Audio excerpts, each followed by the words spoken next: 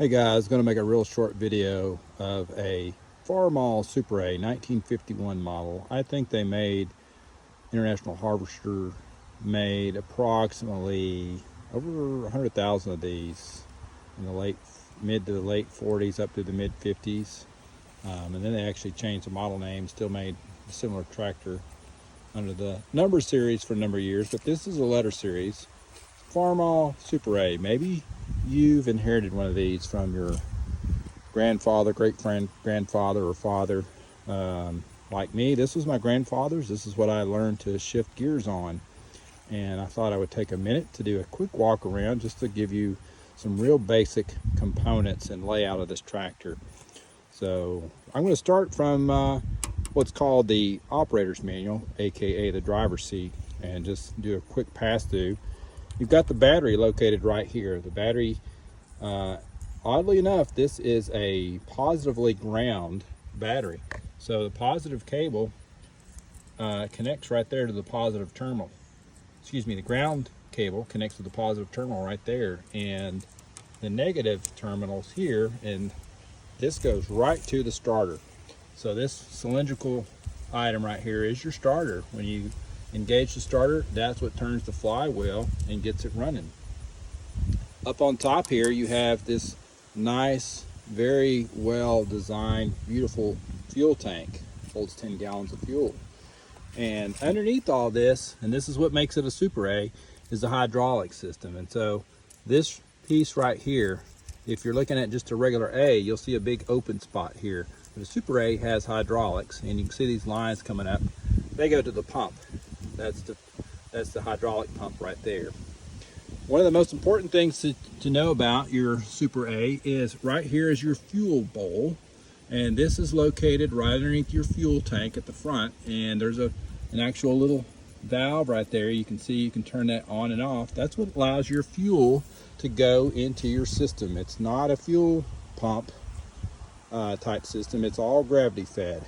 Next thing we have is this item right here is your oil filter, and at the bottom of your oil filter is a oil pressure gauge.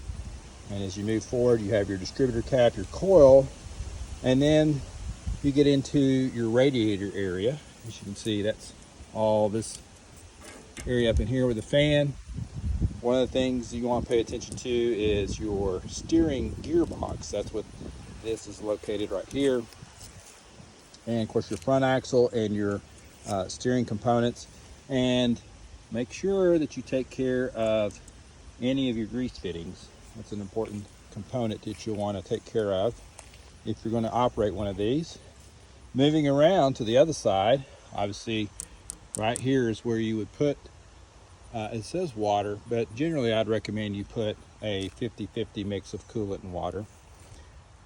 This happens to be a 6-volt original generator, not an alternator. A lot of people convert these, but this one's still a 6-volt. That's what this is, and that's what turns the fan to help cool.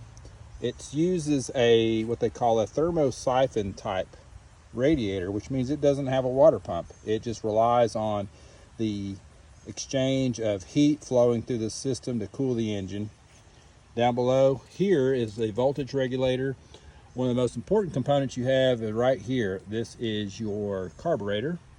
And as we move back, we have located right here, this is your air filter. As you can see when it comes up, there's the air filter. And you can take this cap off if you need to. And then moving around this side of the tractor, you have this is part of your hydraulic system if you want to hook something up. This one's got the bar connected to it, which runs to the back. And if you had old farm implements back here, this could raise and lower it. This tractor is outfitted with a Woods belly mower, and you can see that here underneath it. And that is what's driven by the PTO. So this whole system right back in here, this is called your power takeoff, or PTO for short, and this is what drives all sorts of farm implements. In this case, this pulley will turn as well when the PTO is engaged, but it's not connected to anything. In this case, I have a Woods 59-inch mower deck connected here. And then last but not least, we have what's called the drawbar. So hopefully that gives you a quick rundown of just some of the basic components of the Farmall Super A. In case you've recently acquired one or just interested, this will give you some intel. Thanks. Hope you share and like.